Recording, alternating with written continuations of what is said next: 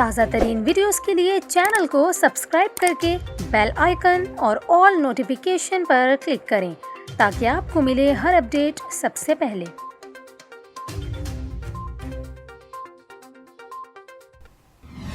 और अभी आपको बताएं, बरसगीर की लेजेंड गुलकारा लता मंगेशकर की आखिरी रसूमात मुंबई के शिवाजी पार्क में अदा कर दी गईं।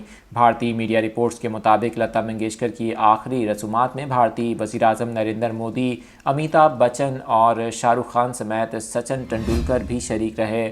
लता मंगेशकर 92 बरस की उम्र में दुनिया से रुखसत हुई और इन्हें आखिरी रसूमात के लिए रिहाइशगाह शिवाजी पार्क मुंतकिल किया गया। इनकी मौत की खबर पर बरसगीर में मौसीकी समेत दीगर शोबों से ताल्लुक़ रखने वाले अफराद ने दिली अफसरदगी का इजहार किया और इन्हें शानदार अंदाज में खराज तहसीन भी पेश किया।